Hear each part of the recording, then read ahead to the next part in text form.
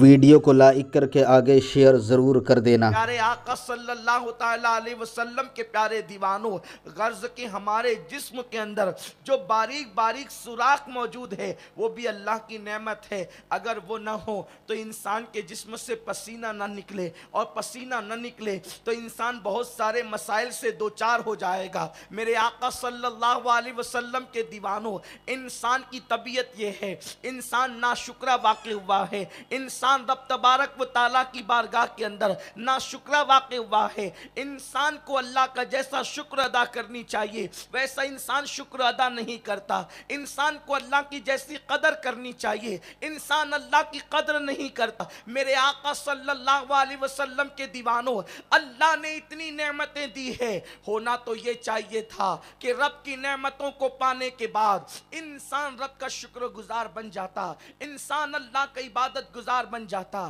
انسان رب کا فرما بردار بن جاتا۔ زندگی کی ایک ایک سانس پر اللہ کا احسان ہے، اس کا کرم ہے۔ اگر وہ سانسیں نہ دے تو ہم زندگی نہیں گزار سکتے، ہماری زندگی کا نظام رک جائے گا۔ میرے پیارے آقا صلی اللہ علیہ وسلم کے پیارے دیوانوں، اگر بات آپ سمجھنا چاہتے ہیں تو تمہید میں ایک بات عرض کرنا چاہتا ہوں۔ میرے آقا صلی اللہ علیہ وسلم کے دیوانوں، اگر اللہ پینے کے لیے پانی نہ دے تو بھی انسان تڑپنے لگتا ہے، اور اگر پانی پینے کے بعد وہ پانی بذریعہ جو ہے وہ پیشاب کے ذریعے سے پیشاب بن کر کے اگر باہر نہ نکلے تو بھی انسان تڑپنے لگتا ہے۔ غرض کہ وہ پلا بھی رہا ہے، اور وہ پلانے کے بعد اس کو ہضم کرنے کی طاقت بھی دے رہا ہے، ہضم کرنے کے بعد اس کو خارج کرنے کی طاقت بھی دے رہا ہے۔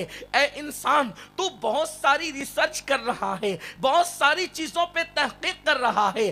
انسان، تو دوسروں پہ تحقیق کر کے اپنے آپ کو محقق کہتا ہے، تجھے اپنے آپ کی تحقیق پر اتنا اعتماد ہے، غرور ہے، اعتبار ہے۔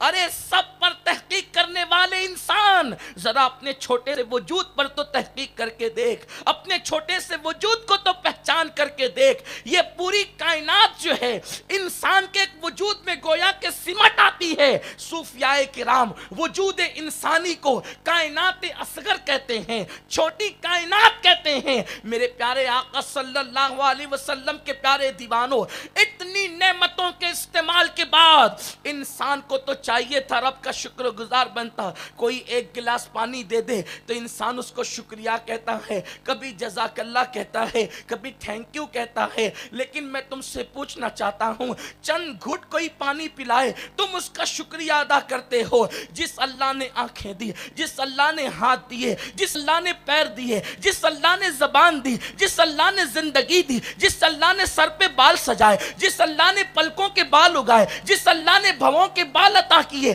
مجھے بتاؤ ذرا اس بندے کی صورت کا تصور کر کے دیکھو جس کی پلکوں پر بال نہیں۔ یہ پلکوں کے چند بالوں کی قیمت کیا ہے؟ تم سمجھتے کیا ہو؟ میرے آقا صلی اللہ علیہ وسلم کے دیوانوں، اگر اللہ ہماری آنکھوں کی پلکوں پہ بال نہ اگاتا تو پہلی تو ہماری آنکھیں غیر محفوظ ہو جاتی، اور دوسرا یہ ہم محفلوں میں جانے کے قابل نہ رہتے۔ جو دیکھتا ہمیں ڈر جاتا، جو دیکھتا ہمیں سہم جاتا۔ اے مسلمان، ذرا سوچ تو صحیح، میرے اللہ کے تجھ پہ کتنے احسان ہیں۔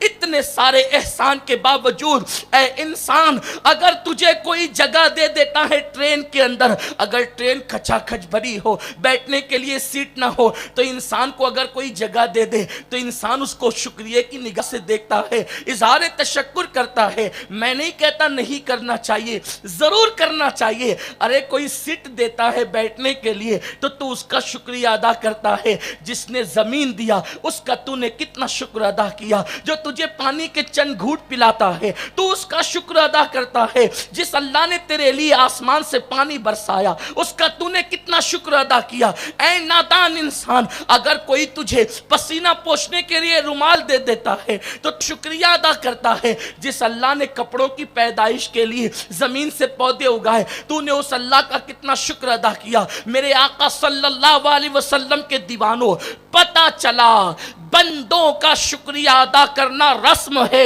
اور اللہ کا شکر ادا کرنا عبادت ہے. انسان عبادت کی طرف نہیں آ رہا ہے، انسان رسموں کی طرف جا رہا ہے، انسان تکلفات کی طرف جا رہا ہے. اللہ اکبر، اللہ اللہ. اگر شکریہ نہ ادا کیا تھا اتنی ہی قیامت کوئی کم نہ تھی، اتنی ہی برائی کوئی کم نہ تھی. لیکن اب تو انسان کا حال یہ ہو چکا ہے کہ اللہ اکبر، رب کی دی ہوئی نعمتوں کا شکریہ ادا کرنے کی بجائے آج کا انسان اللہ کی نعمتوں کا مس یوز کر رہا ہے، غلط استعمال کر رہا ہے. اللہ نے آنکھیں دی، اس سے ممنوع چیزوں کو دیکھتا ہے. اللہ نے ہاتھ دیے، کسی کا سہارا بننے کی بجائے کسی پہ ظلم کرتا ہے. اللہ نے پیر دیے، اچھی جگہ چلنے کی بجائے خدا خانے کی طرف چلنے کی بجائے رب کی عبادت کی طرف چلنے کی بجائے گناہوں کے اڈوں کی طرف چل کر کے جا رہا ہے. اللہ تبارک و تعالیٰ نے زبان دی، مصطفیٰ پیارے کی نعت گنگنانے کی بجائے، قرآن مقدس کی آیتیں پڑھنے کی بجائے گانے اور غزلیں گنگنا رہا ہے. یہ سب کچھ کرنے کے بعد انسان سوچتا ہے میرے دل میں جو آ رہا ہے میں کر رہا ہوں، مجھے کون پوچھنے والا ہے، مجھ سے کون سوال کرنے والا ہے. لیکن یاد رکھو، اگر دنیا کا کسی مذہب کا انسان سارے جرائم کرنے کے بعد یہ سوچے مجھ سے پوچھنے والا کون ہے تو شاید اس بندے کو چھوڑا جا سکتا ہے. لیکن مسلمان، تو مرنے کے بعد اٹھنے پر یقین رکھتا ہے، موت کے بعد پھر زندگی پہ یقین رکھتا ہے، یوم آخرت پہ یقین رکھتا ہے، یوم حساب پر یقین رکھتا ہے، آخری دن پر یقین رکھتا ہے، عدل کے دن پر یقین رکھتا ہے، یوم الجزا پہ یقین رکھتا ہے. کیا تمہیں نہیں پتا میرے اللہ نے سورہ فاتحہ میں ارشاد فرمایا مالک یوم الدین، وہ روز جزا کا مالک ہے. یعنی جس دن کوئی کسی چیز کا مالک نہ ہوگا. آج یقیناً مجازی مالک تو موجود ہے، یعنی کہ آپ دیکھیں یہ منڈپ ہے، اس کا حقیقی مالک تو اللہ ہے، لیکن کوئی مجازی مالک اللہ کی عطا سے ہے. یہ مائک ہے، اس کا حقیقی مالک تو اللہ ہے، یہ اللہ کی ملکیت ہے، لیکن مجازن اللہ نے اپنی عطا سے کسی کو دے کر اس کو مالک تو بنایا ہے. لیکن ایک دن وہ آئے گا جب انسان 1 انچ کپڑے کا مالک نہیں ہوگا.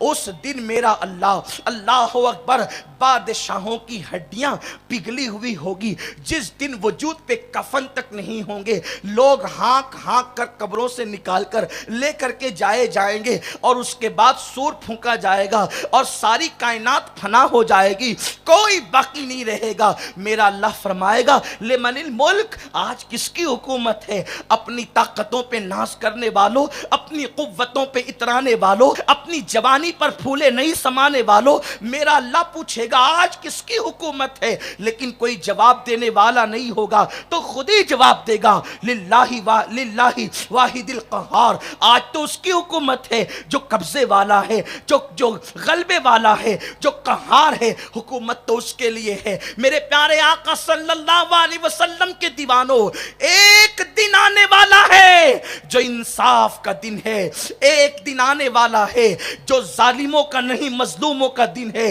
ایک دن آنے والا ہے جو کافروں کا نہیں مومنوں کا دن ہے، ایک دن آنے والا ہے جو بادشاہوں کا نہیں عدل والوں کا دن ہے، انصاف والوں کا دن ہے. ایک دن آنے والا ہے لوگوں کے حقوق غصب کرنے والوں کا نہیں، حقوق ادا کرنے والوں کا دن ہے. اسی دن کو روز جزا کہتے ہیں، اسی دن کو عدل و انصاف کا دن کہتے ہیں. جب وہ دن آئے گا اللہ کی نعمتوں کا غلط استعمال کرنے والے اللہ اکبر کھڑے ہوں گے اور ہیبت سے کانپتے ہوں گے. اللہ اکبر، میرا رب کا کلام آج جھنجھوڑ کر کے اللہ کی نعمتوں کے غلط استعمال کرنے والوں کو ہوشیار اور بیدار کر رہا ہے.